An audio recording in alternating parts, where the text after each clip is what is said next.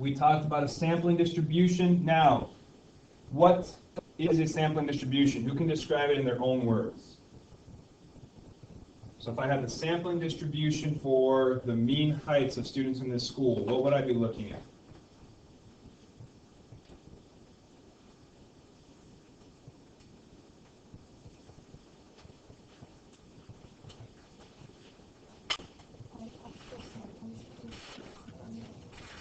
Yeah, a sampling distribution is what values we get when we take every possible sample of a particular size. So maybe I took 10 students at a time. So I would be looking at every possible 10-student sample that I could find within this school, and I would be plotting what mean height I got for each of those samples. So after sample 1, I record the mean height and plot it. After sample 2, I record the mean height and plot it, and so on until I've accounted for every single sample. So sampling distributions are every possible sample of a particular size for a given population. Okay? Now, when we describe sampling distributions, we describe them as we would our distributions from before, like histograms, dot plots, stem plots, and things like that. We still comment on shape, we still comment on center, we still comment on spread. Now, center. When we use samples, so when we use statistics to estimate parameters, certain statistics work better than others. So there are some statistics that are what we call biased. There are some statistics that we call unbiased. So if you look here, a statistic used to estimate a parameter is considered unbiased if the mean of its sampling distribution is equal to the true value of the parameter. So what that means, if you know the parameter of your particular population is a certain value, when you look at the sampling distribution, the center of that distribution should match exactly that value that you were looking for, or be extremely close to that value you were looking for. So let's say I went around the whole high school and I measured every single student, and I determined that the average height of students here was 5'7". Okay? So if that's what I determined, that would be my parameter. Okay? Now what would happen if my sampling distribution, so if I did the same process, but instead of collecting every student, I did a sampling distribution. So I went out and collected 20 students, measured their height and plotted. Then I go out and grab 20 new students, plot. 20 more students, plot. And I keep doing that process over and over again. The center of my distribution should be at 5'7" if it's an unbiased estimator. Okay? Now, something to note here, and this is pretty important. When we use the term unbiased, it doesn't mean perfect. So when I say that the statistic I'm using is unbiased, that doesn't mean that the center of my distribution is exactly the population parameter. But it should be pretty close. What an unbiased estimator says, if an estimator is unbiased, it means the estimates that we collect will not be consistently too high or too low.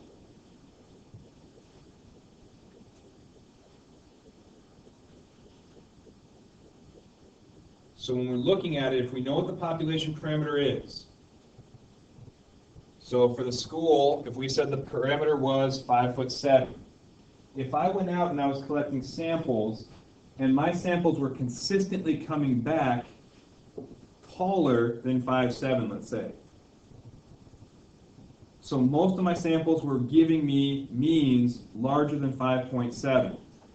That would mean I'm going to result in an unbiased estimator, because I'm consistently overestimating the true value of the parameter. Does that make sense? It could also happen on the flip side. I might be going out and getting samples, and my samples are continuously coming in lower than 5'7". So I might find one or two that go above or reach 5.7, but almost all of them I'm getting back are lower. That's a biased estimator. The center of that distribution is not going to match up with my population parameter. So if the estimator is unbiased, it means it should match with the population parameter. The mean of that distribution is going to be the same as the mean of the overall value. Okay? So, kind of look at this visually. So in the book, it goes through an example.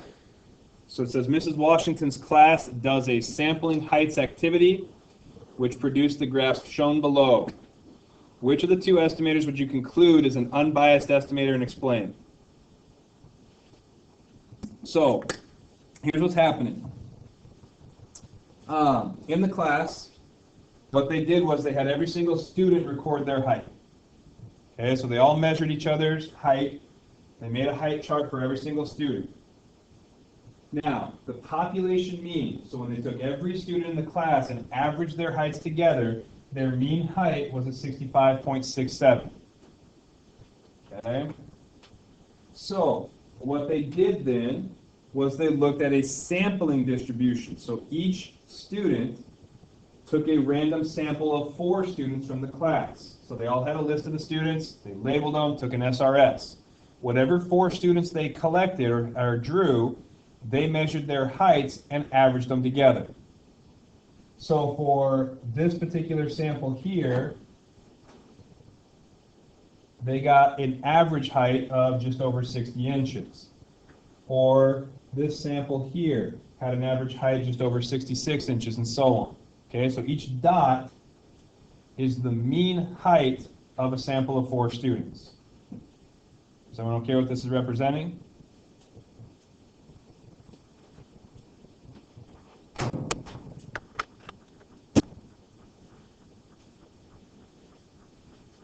Okay, so when we look at that, what they did was they took a sampling distribution for the mean height.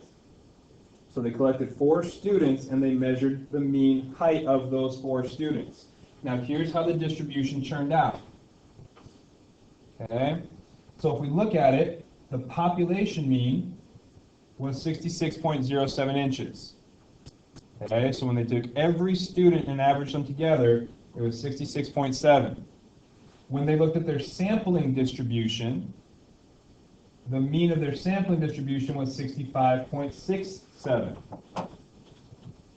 Okay? Now, if we look at the graph on the left, this is looking at range. So now they're calculating sample ranges. So when they measured every single student, and they took the absolute max minus the absolute min, the population range was 21 inches. So there was a 21-inch difference between the tallest person in the class and the shortest person in the class. Okay?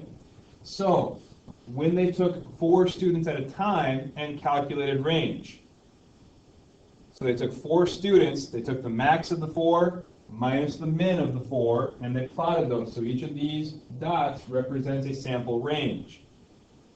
The mean of their distribution, so the mean range, was 10.12 inches.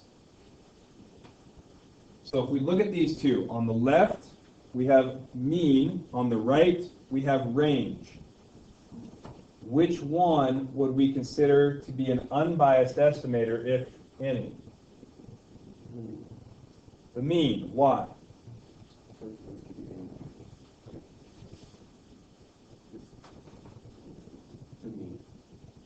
You're right. Someone help him out with the explanation. Why?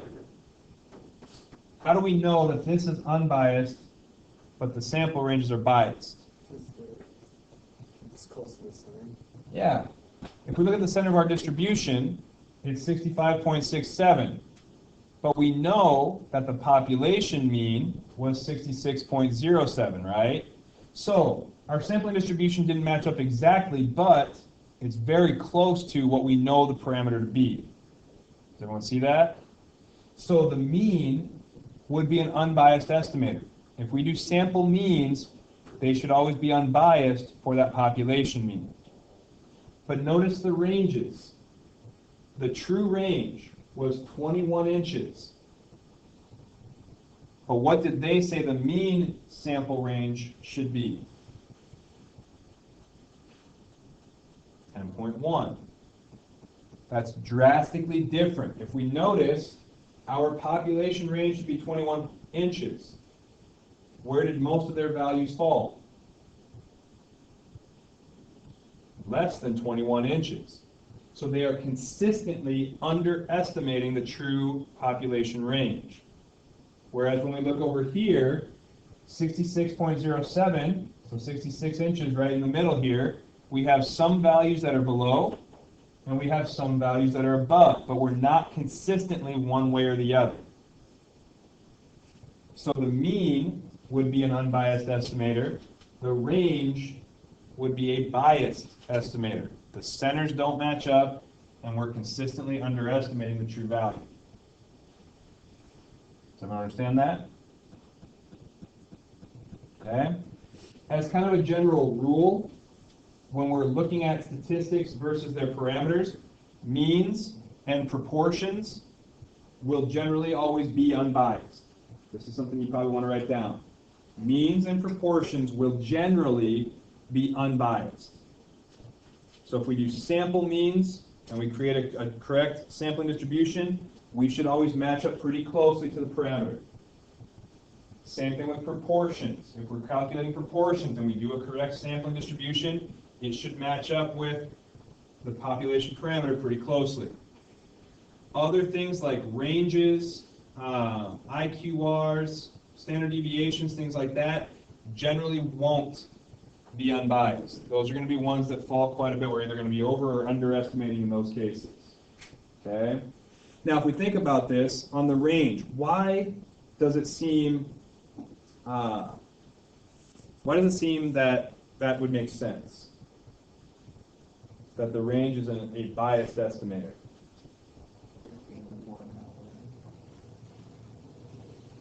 Well, say again. One person is super short. They're not including all the Well, so what we're looking at is, what's the only possible way? So if I'm taking a sample of 4 students, what's the only possible way that I could actually get the true range? I know the true range is 21 inches, so the tallest person minus the shortest person gave us a 21-inch gap, right? So if I were to take a sample of 4 students, what's the only way I can replicate that range?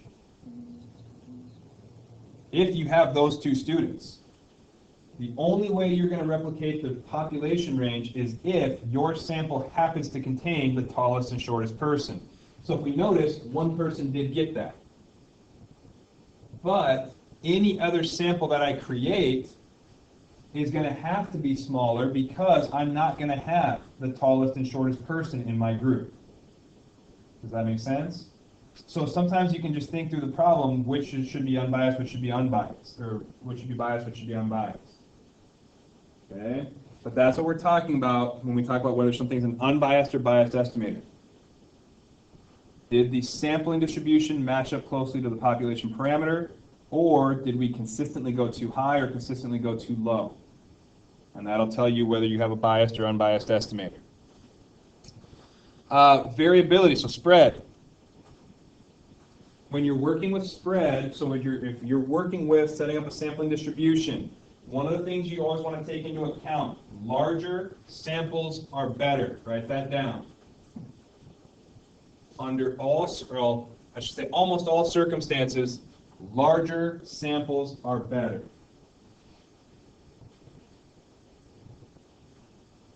And the reason for that, larger samples are much more likely to produce an estimate close to the true value.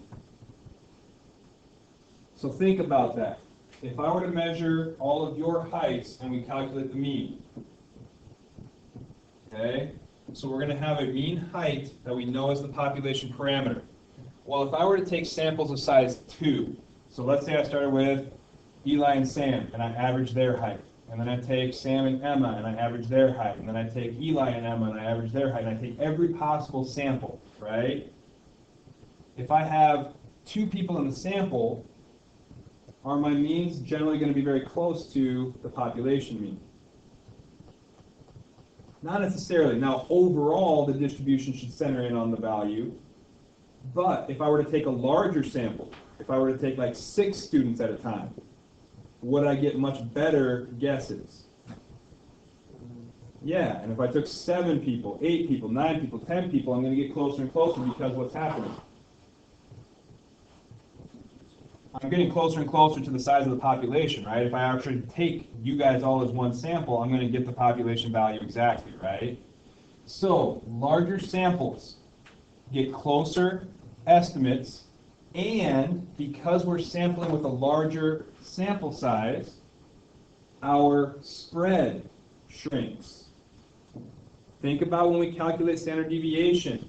Part of the standard deviation calculation is dividing by sample size minus 1.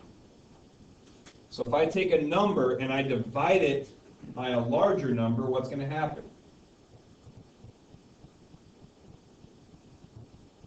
When I divide by a larger and larger number, what happens overall?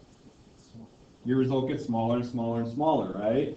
So if I'm dividing by n minus 1 and n keeps getting bigger and bigger, that means my spread is getting smaller and smaller.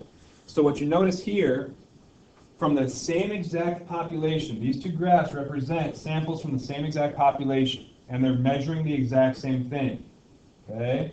So in the green graph here, the sample proportions centered out at 37%, which should be pretty close to the true parameter. But when they took 100 samples, notice the spread goes from 22% all the way up to 52%. Okay? Now when they did the same process, but instead of only collecting 100 people at a time, they managed to collect 1,000 people at a time. Look what happened to our shape. Our center is still at 37% like we would expect, but now notice our spread. It goes only from 31% to 43%.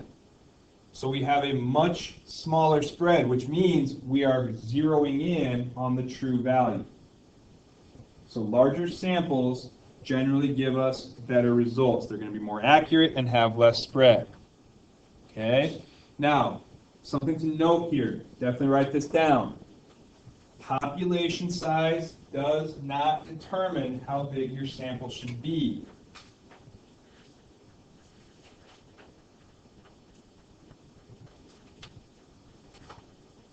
There's no magic rule that says you have to have a certain percentage of your population included in your sample size. So it doesn't matter how big or small your population is, it's not going to determine how big or small your sample should be in most cases. Okay? The general rule is the larger the sample, the better the results. Last thing here, just kind of a different way to visualize this idea of bias and variability. So if we think of the population parameter, think of it as a bullseye on a target. Okay? So the bullseye is the true value. That's our population parameter. If our results, our statistics have bias, that means what's going to happen? If I have bias within my study or bias within my statistic, will I be hitting my bullseye? No, we'll be consistently missing it, right? And we'll be consistently missing it in one direction or another. As far as variability goes, if I look at shooting 10 arrows at this bullseye, if I have a large variability, what are my arrows going to look like? They're going to be spread out all over, right? But if I have a very small variability, that means they're all going to be tightly clustered. They're all going to be right in the same area, right? So when we look at this, bias means that our aim is off. We're consistently missing the target value. Okay? Variability is how closely our guesses are clustered together. So when we calculate statistic after statistic after statistic, how close are we to the same values? So if we look at this first example in A, we have a very high bias. We're missing the bullseye by quite a ways. but we have a very small variability. They're all very tightly clustered in that wrong location. The second value, graph B here, has low bias. We're right around the center, but it's got high variability. We're kind of all over the place. We're not consistently missing right or left or above or below. It's just kind of a random scatter, so there's not really any bias. We're right around the target area. We're just not very close to it. Okay? The last one has high bias and high variability, so we're missing the target and we're all over the place. And the last one, no bias, low variability. Now we're hitting the target consistently and all of our guesses are pretty tightly clustered together. Okay? So bias is kind of your aim. Are you hitting the target area that you want? Variability is how closely are you coming to your target area. Okay? So here's your assignment. These problems should